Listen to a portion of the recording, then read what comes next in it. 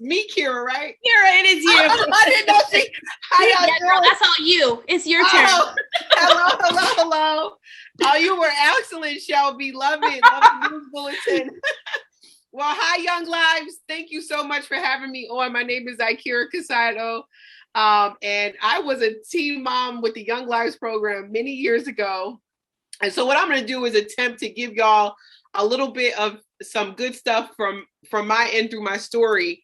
And also give you some things that could be of an inspiration or tools to really help you guys to be not just single parents, because that's not all you are.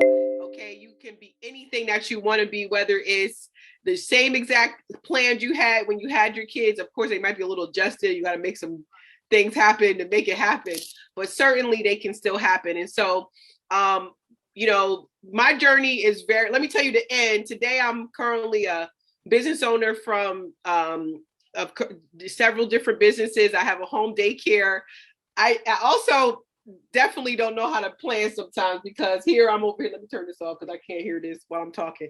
But I own a home daycare. I've been doing that for over a decade now. I'm gonna tell you how I got to that story because it's such an amazing story. I'm an author, and my son's now, believe it or not, my oldest son will be 18 years old.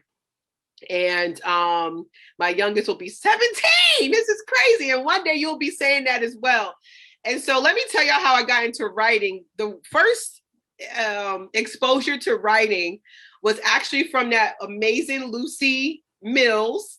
And Lucy was the first person, she might not know this, but she was the first person to give me a diary. I still have that diary. I am moving over the weekend, but if I wasn't, I would actually physically show it to you guys. I still have it from over, what was that, 20 years ago, 18 years ago? I don't know when it was, but it was a blue journal she gave me, and it was one of the most powerful things. And I'm going to give you guys this, because life can be so overwhelming. I highly recommend that you jot your thoughts down through journaling. And I never would have thought in a million years that journaling was the pathway for me to become an author. And so since the age of 17, I got pregnant when I was 17 years old. I had my first son at 18.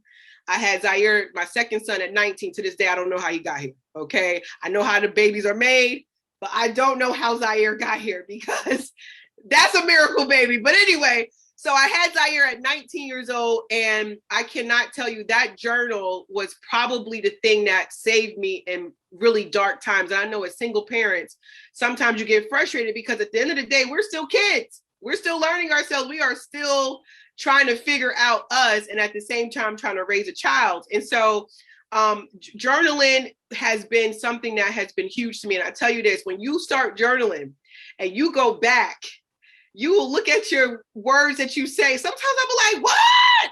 And was I that silly? You know, was that me? Was I thinking that way? But also the other thing that was really positive is that you see that most of the things that you really desire to do don't change. And so I definitely recommend journaling, because along the lines, and as I kept progressing and kept living, because I've started journaling at, again, 17, I didn't stop. I still journal today.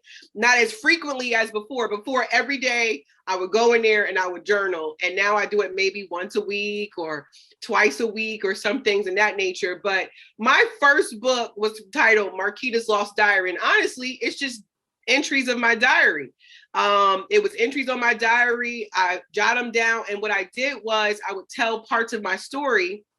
And when I tell parts of my story, I started to turn them into inspirational messages. And in my book is over 40 messages, you know, that I experienced through a course of my life that I share with the world to help them, inspire them. This is something I did all on my own, self-publishing. This is 2021. You literally can go to lulu.com, write a book, don't pay a dime, and just pay as people buy.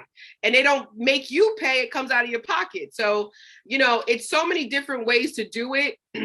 Of course, you can go through a company. It might make it look better, all of those things. But if you are a person that likes to write, writing doesn't stop with just books. There's blogs and all of those things. So a lot of times, and what made, I think, that a successful thing was I made my pain and turned into a profit for me. And that's something I got good at. taking my pain and making it a profit. Because the one thing that I've learned over the years is that you're not the only one going through what you're going through, but you definitely are going through it for somebody else. And so, and once not saying that you're just going through it for somebody else, but you're going through it. And once you get past it, I think it's our job to let other people know in our creative ways of whatever that is. So going down, I've been down the road. I know what an EBT card is. I know what it means to struggle, honey. And let me tell you. So when I was on welfare, how I came across daycare was I was on welfare, and y'all know in New Jersey, you have to go to classes if they pay your rent. And so I'm hearing these classes or whatever, and I'm doing the whole routine. They give you different training and you're bored and you're waiting to go home. And I really honestly thought in those moments when I was on welfare, because I was trying to build a business, but I had absolutely nothing. No, I had nothing. I didn't know what I was doing. I was failing miserably, but I was trying. But because I was trying, I was thinking I was bigger or better than these other people that was in welfare with me because I'm trying. And I'll never forget the day I just was telling someone about this. I remember I was sitting there and I looked around the room and I was looking at these women and I realized I am exactly like these women. Not in a negative sense, not even saying that they're bad people, but who do you have the right to think that you're better than them and you're in the same room as them? And so the moment I let that go and the moment that I realized that I'm exactly like these people and there's nothing wrong with that, then the doors open for me. I got an opportunity on welfare to work in it's CCC, Community Child Care. Those are the people who write the vouchers. They the ones who write the vouchers when you get child care services. And so I worked for them. Then I learned that grandparents were getting paid for watching kids, that you could get a check cut if you watch a child in a home, but you can get paid more if you go to a regular class over a weekend or for a week.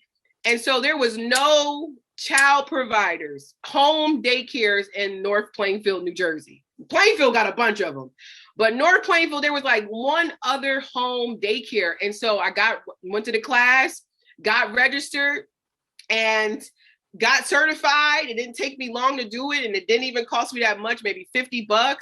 But my point of telling this story is this happened to me because I let go of something in the midst of a storm, because being on, thanks. Being caught up in a storm or being caught up in a moment, Lucy got me blushing.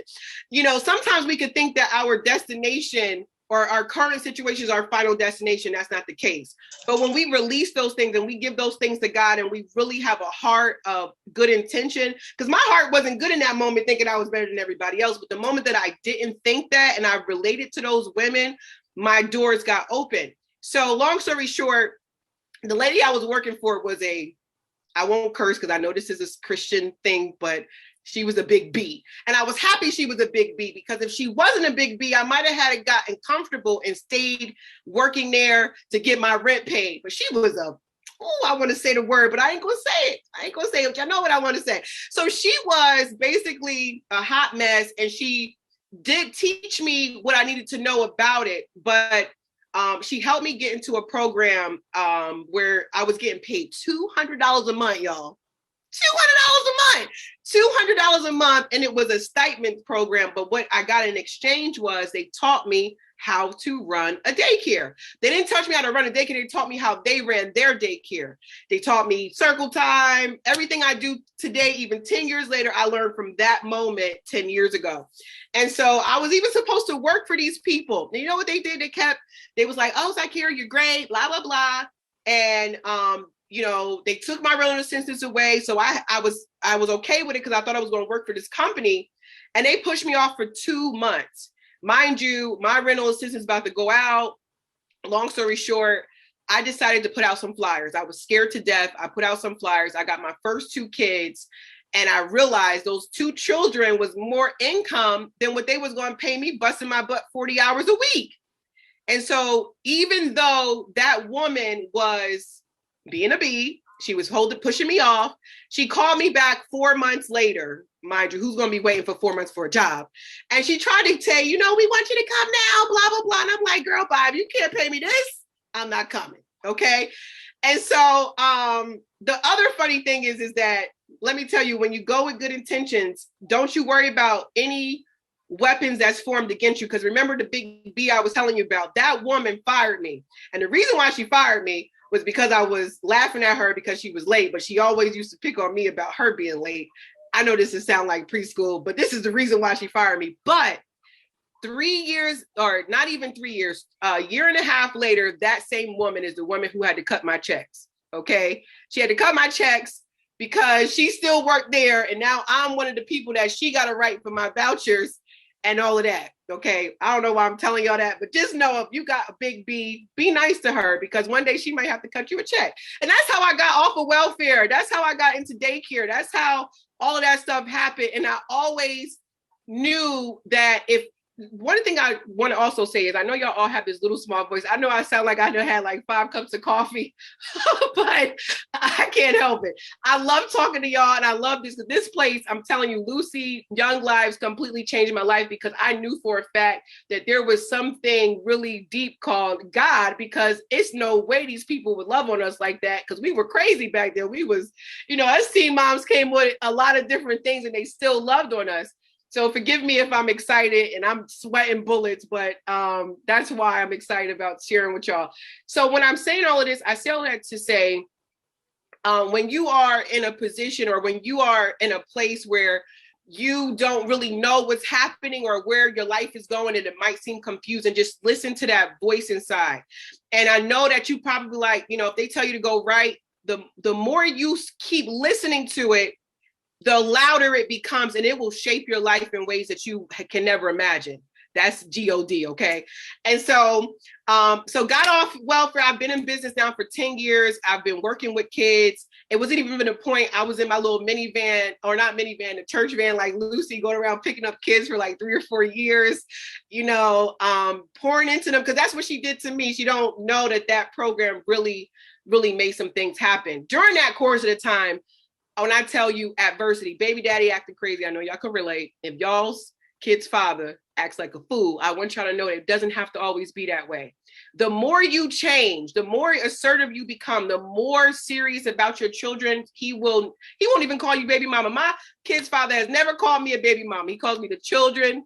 Shout out to Eddie. He calls me the mother of his children, bless his heart. And you will be able to be able to have a relationship with him, whether you're with him or not, that will be conducive with the kids. Granted, I know it's some knuckleheads out there that might not be mature and all of that stuff, because we're all kids. Remember that when we had our kids, they say men are 2 years behind us anyway. Okay, so just say it's 4, because of technology. I think it's messed us up. So let's just say they 4 years behind us. So you got to be that queen that you might have forgot that you are. And even though we push